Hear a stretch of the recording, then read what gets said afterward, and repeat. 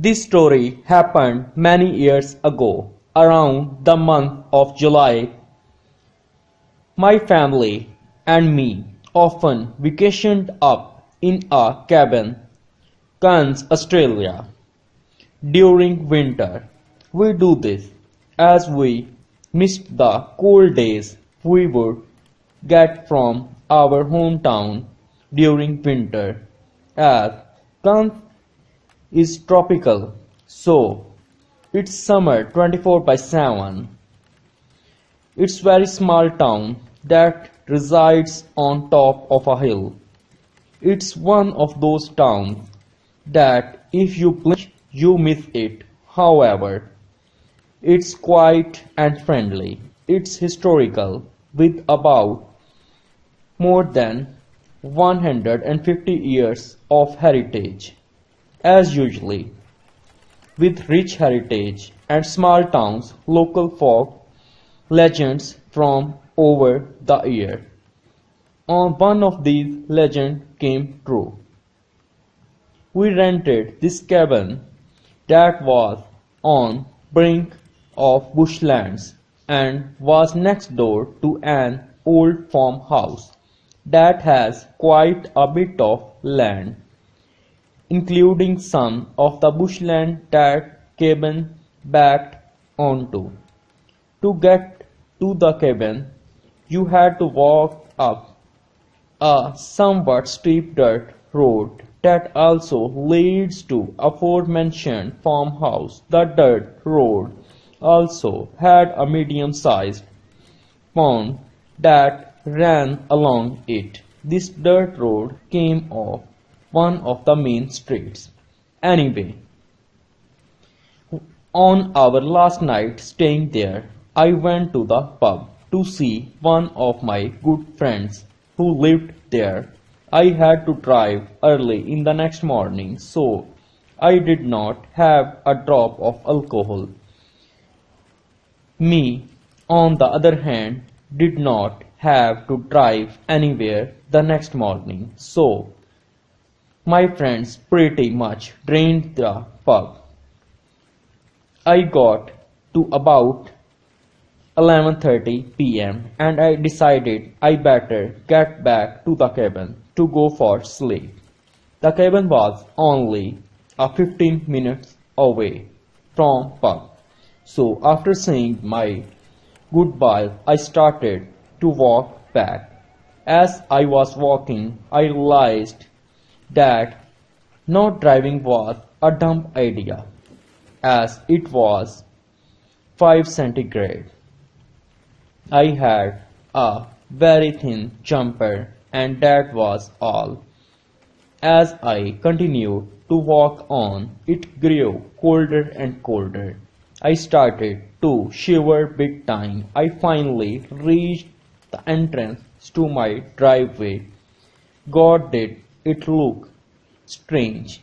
There were no street lights leading along the dirt road, so it was pitch black. I decided to get out my phone and turn the flashlight on. It was at this point that I knew something was up.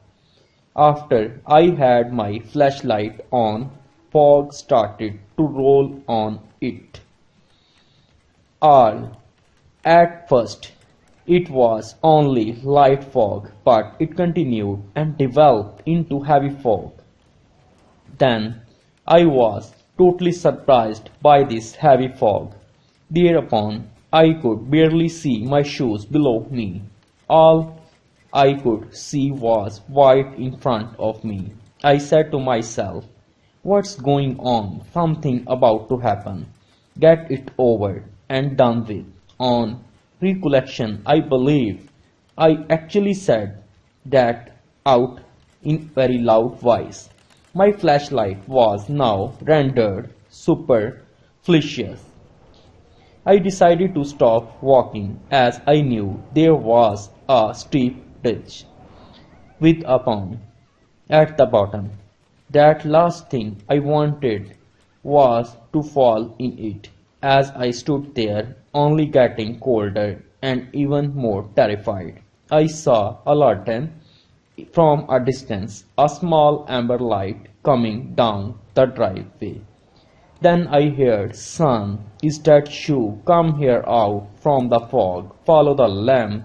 It was numb. I could not yet see her. So instead I followed her light. I continued to follow it for about 3 minutes. Safely walking up the dirt driveway, I saw light climb up steps and I heard a door open. So I knew I was near the cabin.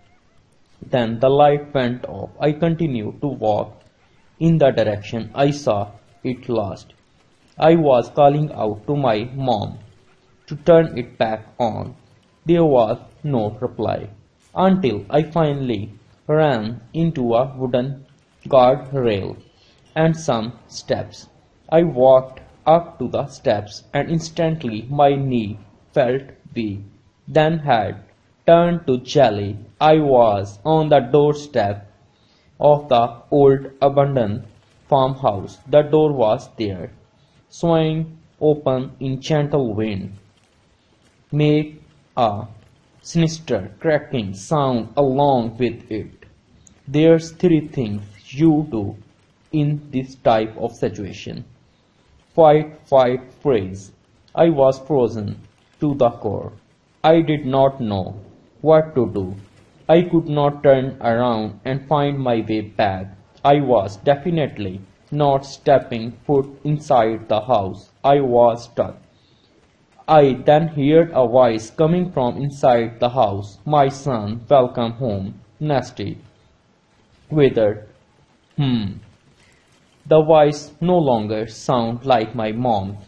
It had a prominent British accent. It was then I realized I would rather be out in the fog than standing on doorstep of this house. I quickly walked down the stairs. I heard the voice now yelling, "My son, where are you going?" I started to jog, calling out my parents. I stopped.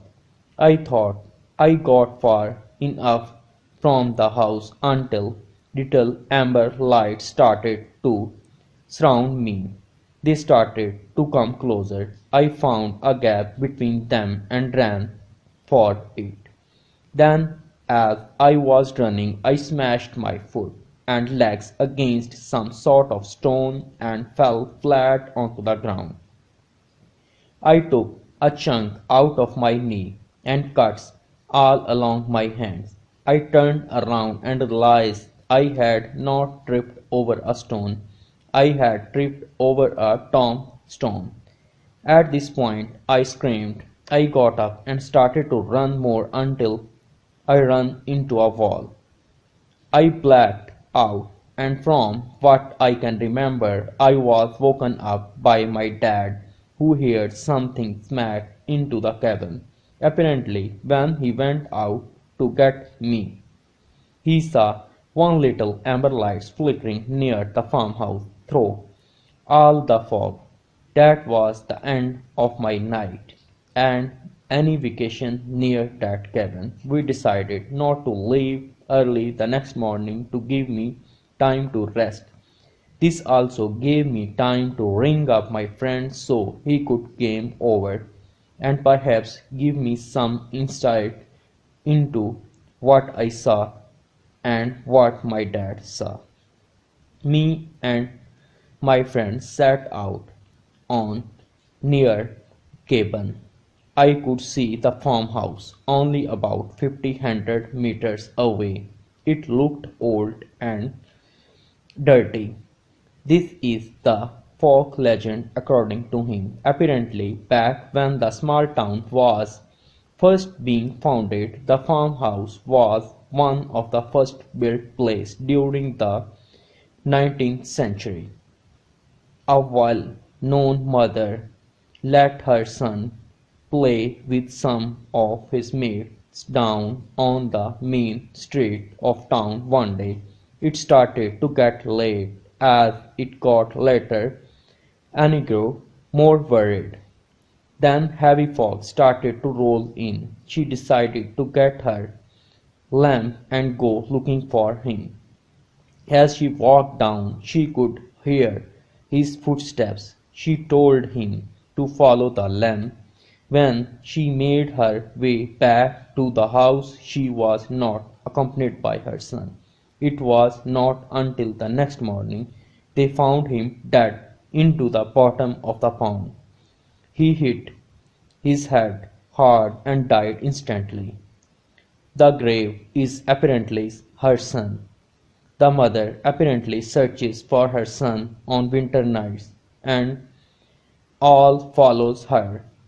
Late darkness cold nights, mistaking them for her own lost son. If you have not, you can check out my story.